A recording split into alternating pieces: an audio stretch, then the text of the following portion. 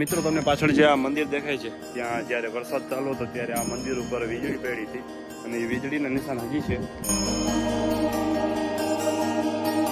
જય શ્રી રામ બધા ભાઈઓને સ્વાગત છે આપણા નવા દિવસના નવા બ્લોગમાં. અત્યારે ભાઈ બ્લોગની શરૂઆત થઈ ગઈ છે. સવારના વાગે છે 8 અને અત્યારે ભાઈ આપણે જઈએ છીએ વાડીએ, કારણ કે વાડીએ થોડુંક કામ છે.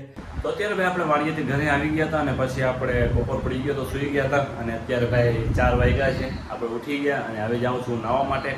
તો ફાઇનલી ભાઈ આપણે નાહી ધોઈ લીધું છે. હવે આપણે રેડી થઈ ગયા અને હવે ભાઈ આજથી આપણે કંઈક નવું ચાલુ કરીએ છીએ. તમને બતાવું, આ પહેલાં હું 2-3 મહિના પહેલાં કરતો પણ પછી મૂકી દીધું હતું. સમજો 1 2 આ છે આપણા ડમ્બલ જે આપણે બનાવ્યા હતા, સિમેન્ટના બનાવ્યા હતા. તો હવે આજથી ભાઈ આપણે પાછું બોડી બનાવવાનું ચાલુ કરશું, કારણ કે ભાઈ થોડુંક ફિટ રહેવું જરૂરી છે જીવનમાં. તો આ છે ને તૂટી ગયું છે થોડુંક, એને પાછું સરખું કરવું પડશે બધું.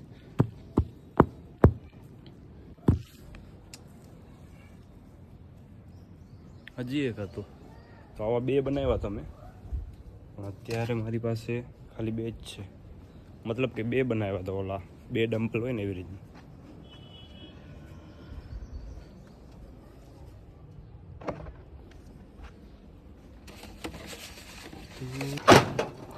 તો એ તો નહીં મળે, બીજા બનાવવા પડશે આપણે નવા, કારણ કે આ એક છે ને આ મોટો છે આ એક જો, ને આ નાનકડો છે એટલે આ નહીં હાલે.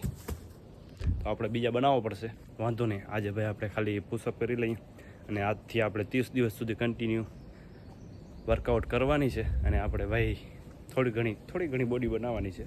તો ચાલો ભાઈ અત્યારે આપણે થોડાક પુશઅપ કરી લઈએ. અત્યારે પહેલો દિવસ છે એટલે હું 10 પુશઅપ કરીશ અને બીજું બસ આજે 10 પુશઅપ કરીશ, પછી કાલે બીજું કંઈક નેક્સ્ટ કરશું.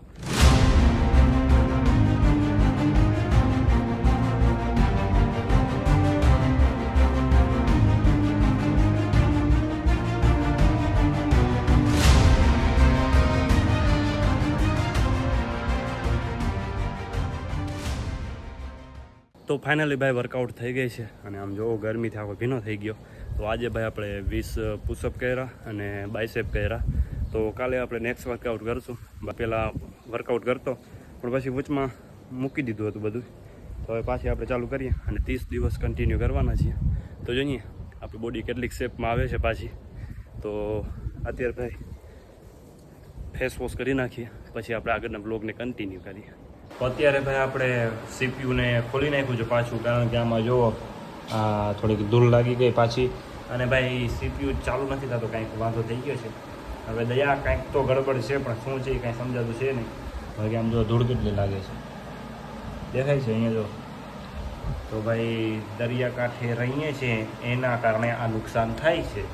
તો ખારવા લાગે છે, ધૂળ તો એના કારણે ના લાગે પણ ખારવા લાગે એટલે થોડું આમાં બધું કાટ લાગતી જાય ધીરે ધીરે કરી. જો આ બધી ધૂળ લાગે છે અંદર, બધું પેક હોય તો આમાંથી વહી જાય ધૂળ, અહીંથી વહી જાય, અહીંથી વહી જાય. તો અત્યારે ભાઈ આને સાફ કરી નાખીએ, ચકાચક ટનાટન કરી નાખીએ.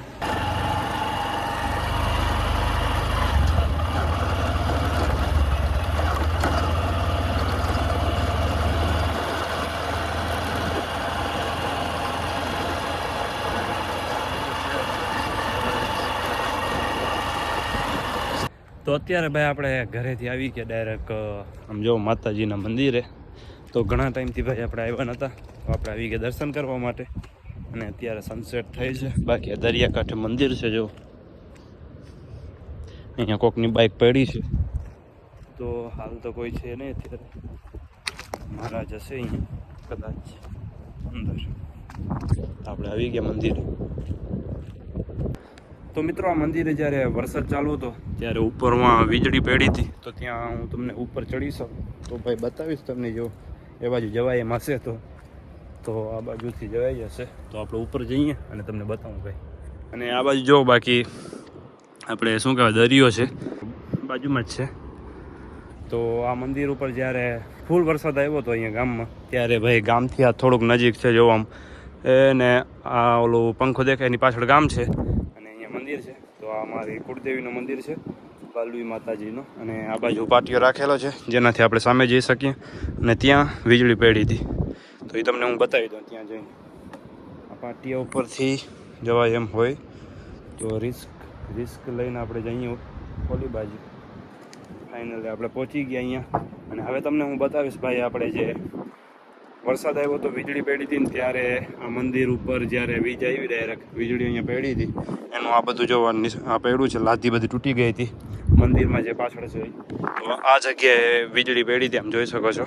આટલું આ બધું તૂટી ગયું હતું ડાયરેક્ટ અંદર તો નથી ગઈ પણ અહીંયા બારે પડી હતી વીજળી અને આ લાદી બધી તૂટી ગઈ હતી.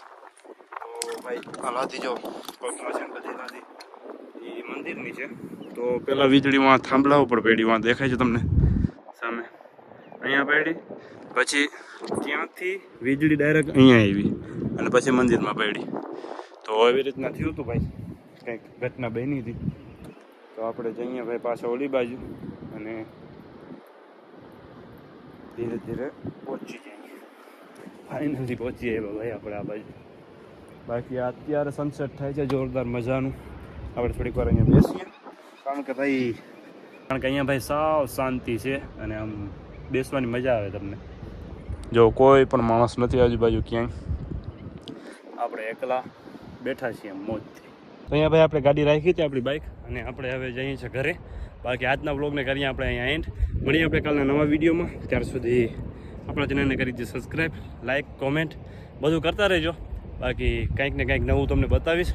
તો ચાલો આપણે મળીએ નવા વિડીયોમાં. ત્યાં સુધી જય શ્રી રામ.